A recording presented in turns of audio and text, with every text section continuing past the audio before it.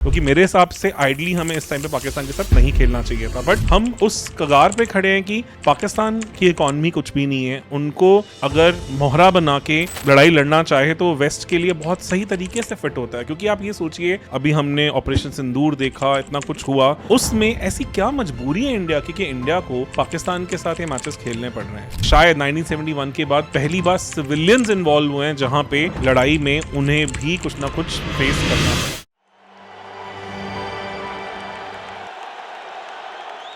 Hello friends, Asia cup का squad तो आ गया है, पर अभी भी अटकलें इसी चीज को लेके बहुत तेज हैं कि क्या इंडिया को पाकिस्तान के साथ खेलना भी चाहिए। जिस तरह की हमारी जियोपॉलिटिकल सिचुएशन हो रखी है, जिस तरह से अभी हमने ऑपरेशन सिंदूर देखा, इतना कुछ हुआ, उसमें ऐसी क्या मजबूरी है इंडिया की कि इंडिया को पाकिस्तान के साथ ये मैचेस खेलने पड़ रहे हैं। और ये ऐसा नहीं है कि ये पहली बार हुआ। अब ये सोचो कि 2001 में पार्लियामेंट पे अटैक हुआ था, जो कि बहुत मैसिव चीज होती है। उसके बाद भी हम पाकिस्तान के साथ 2003 वर्ल्ड कप खेले, 2002 इवन जो चैंपियंस ट्रॉफी थी उसके अंदर हम उनके लिए खेलने के लिए तैयार थे। फिर हम 2004 में तो पाकिस्तान खुद भी गए। 2008 के अटैक के बाद भी, इवन 2012 में बायलैटरल सीरीज हुई, उससे पहले भी मैचेस होते रहे। तो ऐसा नहीं है कि पास्ट में चीजें नहीं हुई हैं। हाँ, ये है कि ये अटैक बहुत रीसेंट है और शायद 1971 के बाद पहली बार सिविलियंस इन्वॉल्व हुए हैं जहां पे लड़ाई में उन्हें भी कुछ ना कुछ फेस करना पड़ा है। तो ऐसी क्या मजबूरियां रही हैं जिसके चलते हमें ऐसा डिसीजन लेना पड़ा। काफी सारे फैक्टर्स हैं। तो पाकिस्तान को भी एक मौका मिल गया। इनफैक्ट अब स्टेटमेंट्स आ रही है कि जहां पे जो उनके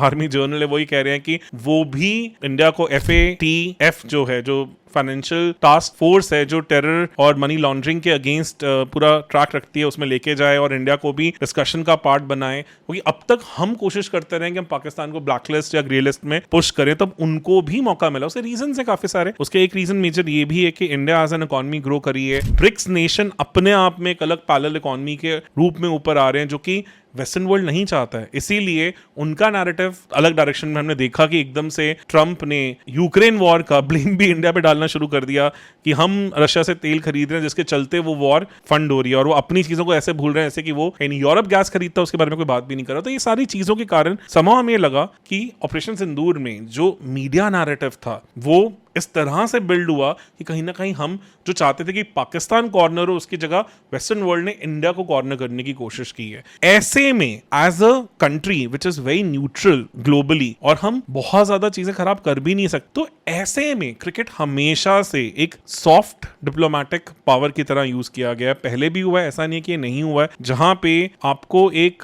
ग्लोबल लेवल पे सिग्नल भेजना होता है कि हम इंक्लूसिविटी की तरफ चल रहे हैं और हमें अपनी जियोपॉलिटिकल सिनेरियो को इंप्रूव करने की, थोड़ा टेंशन को फीस आउट करने की जरूरत है। क्योंकि समहाउ हम उस कगार पे खड़े हैं कि पाकिस्तान की इकॉनमी कुछ भी नहीं है। उनको अगर मोहरा बना के लड़ाई लड़ना चाहे तो वेस्ट के लिए बहुत सही तरीके से फिट होता है। क्योंकि आप ये सोचिए कि अगर पाकिस्तान गिरता है तो यूएस का ईरान से भी कंट्रोल जाता है, बहुत सारी और चीजें हो जाती हैं। तो सबके चलते उनके लिए ये कहानी है अलग। और हमें नहीं पता कि वो ऑपरेशन सिंदूर में जो नूर बेस के ऊपर हमला हुआ, उसमें जो न्यूक्स की बात हुई, वो न्यूक्स थे किसके। बहुत सारी कॉम्प्लिकेशंस है, बहुत सारी चीजें हैं।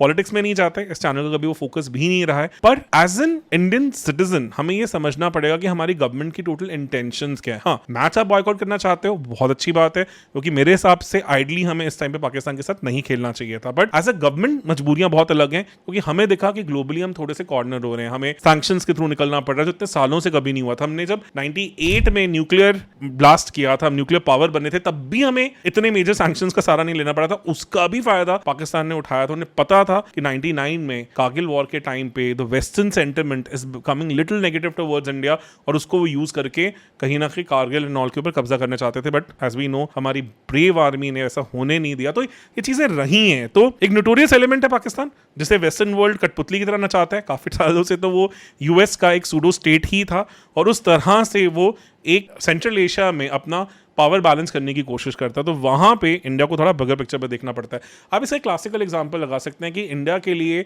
ओवरऑल इस नैरेटिव को सेल करना क्यों इंपॉर्टेंट था, ताकि ग्लोबल लेवल पे वो फोकस बलूचिस्तान से, बाकी चीजों से हटे। पाकिस्तान को अपने इस एशिया कप के लिए घर पे दिखाने के लिए टीवी राइट्स सोनी से खरीदने थे। सोनी ने उसके $12 मिलियन मांगे, जो कि छोटी सी पाकिस्तान की टीवी मार्केट के लिए बहुत बड़ा प्राइस था। वहां पे बैकडोर वे से इंडियन गवर्नमेंट ने थोड़ा इंटरवेन किया, थोड़ा सोनी को पैसिफाई किया और वो $5.2 मिलियन में, जो कि स्टिल काफी बड़ा मेजर अमाउंट हो जाता है, उसमें पीटीवी ने ही फाइनली खरीदा। अभी भी वो बहुत हाईली रिस्की बेट है उनके पॉइंट ऑफ व्यू से, बिकॉज उतने वहां पे रेवेन्यूज नहीं है।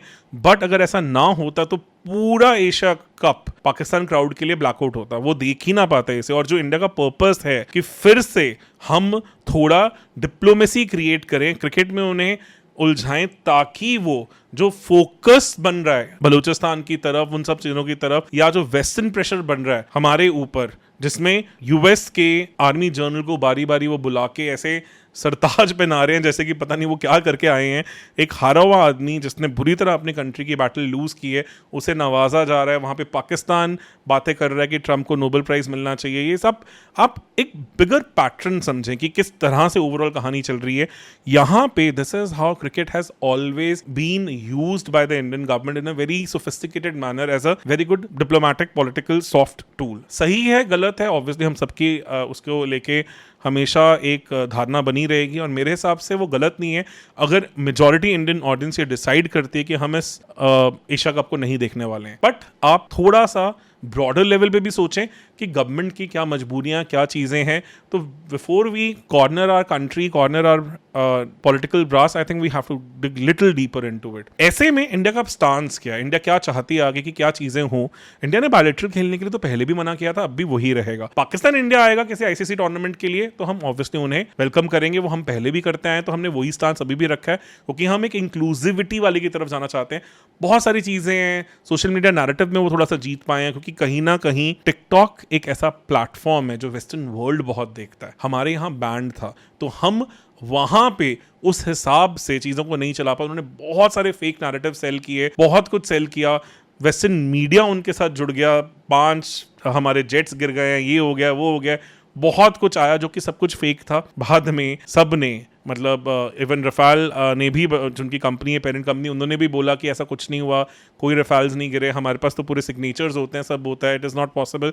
बट उस दौरान वेस्टर्न मीडिया भी चाहता था कि इंडिया के अगेंस्ट एक नैरेटिव बने, और कहीं ना कहीं सोशल मीडिया के कुछ ऐसे प्लेटफॉर्म जिनकी पेनिट्रेशन वेस्टर्न वर्ल्ड में ज़्यादा है, उनके थ्रू पाकिस्तान ऐसा नैरेटिव बनाने में कामयाब भी हुआ। उन सब चीजों को नलिफाई करना इस टाइम पे हमारी कंट्री के लिए, हमारी गवर्नमेंट के लिए बहुत ज्यादा जरूरी है। कहीं ना कहीं एक ग्रोइंग इकोनॉमी जो कि ब्रिक्स नेशन के अंदर एक alternative of the world currency भी क्रिएट करने की कोशिश कर रही है, उसे साइडलाइन करने की कोशिश की जा रही है। हाँ, रशिया है उसमें, चाइना है उसमें, ब्राजील है उसमें, और भी हैं, but India definitely we know is the central figure. तो उन्हें कहीं ना कहीं कॉर्नर करने की कोशिश है, और ऐसे में हमें बहुत फूक फूक के कदम रखने पड़ेंगे एज अ कंट्री। ऐसा नहीं है ये चीज जो हो रही है पहली बार हो रही है, इंडिया को पहले भी ये चीजें करनी पड़ी। आप ये सोचो, कारगिल वॉर के टाइम पे इंडिया को मैनचेस्टर में पाकिस्तान अगेंस्ट मैच खेलना पड़ा था।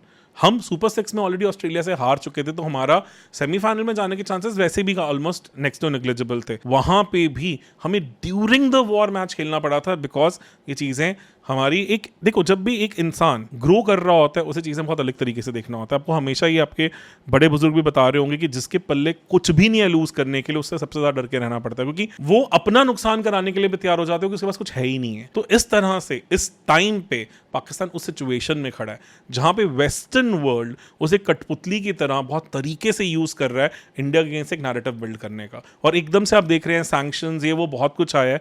तो वहां पे हम बहुत तरीके से चीजों को देख रहे हैं, कर रहे हैं। बट हाँ, अभी भी मैं कहूंगा मैच देखना ना देखना आपकी खुद की चॉइस है, वो आपके ऊपर कोई नहीं लाद सकता। पर हमारी कोशिश थी या हमारी कोशिश है कि हम वर्ल्ड को एक इंक्लूसिविटी का एक कहीं ना कहीं आईना दिखाएं कि हम देखो अभी भी उस तरह से देख रहे हैं, अब भी हम बिगर पिक्चर की तरफ देख रहे हैं, पर पाकिस्तान को अपने तरीकों को चेंज करना होगा। और इन द सेम टाइम हम ये नहीं चाहते कि जो इतने सालों से बलूचिस्तान में बलूच लोग अपने हक के लिए लड़ रहे हैं, अपने हक के लिए इतनी जाने, इतना खून बहा चुके हैं, वो कहीं ना कहीं टेररिज्म का थप्पा अपने ऊपर लगवा बैठे। तो आपका क्या ओपिनियन है? नो डाउट हमने इस चैनल पे कभी भी जियो पॉलिटिक्स इन चीज़ों की बात नहीं की है, पर बहुत सारे लोग टेलीग्राम पे, व्हाट्सएप पे, डिस्कॉर्ड पे ये डिस्कस कर रहे थे कि शायद एक नैरेटिव एक्सप्लेन किया जाए कि किस तरह से चीज़ें हो रही हैं। तो आप ये सोचें कि हमने टीवी राइट्स तक में भी कहीं ना कहीं ये मेक श्योर किया कि पाकिस्तान को एशिया कप का ब्लैकआउट ना दिखे, ताकि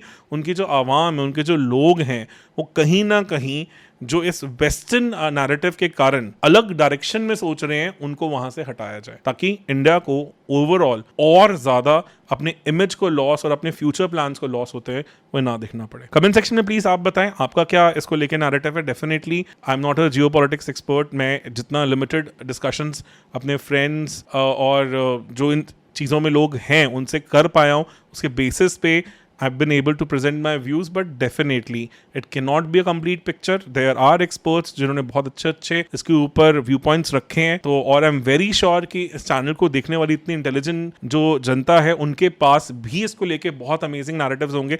तो प्लीज हमारे साथ वो चीज़ें शेयर करें और नए पर्सपेक्टिव्स और नए व्यू पॉइंट्स आप शेयर करें कि क्या हो सकता है, क्या रीजन है, क्या इंडिया सोच रहा है, क्या हमारी गवर्नमेंट इस टाइम पे सोच रही है, क्या बीसीसीआई सोच रही है कि इस मुश्किल के दौर में जहां पे कहीं ना कहीं एक पूरा वेस्टर्न नैरेटिव हमारे अगेंस्ट बिल्ड हो रहा है, वहां पे हमें क्या करना चाहिए कि हम इस दौर से बाहर निकल पाएं और जो हम अपनी ग्रोथ पाथ में हैं पिछले 20-25 साल से उसे और ज़्यादा तेज़ी से अचीव कर पाएं। बने रहें चैनल के साथ, आपके सपोर्ट से हम ऑलरेडी 80,000 से ऊपर की फैमिली हो चुकी है। कोशिश है कि जल्दी 100 के भी पहुंचेंगे और एक सिल्वर बटन यहाँ पे भी आपको ऑफिस में लगा हुआ दिखेगा। तो तब तक के लिए धन्यवाद और जय हिंद।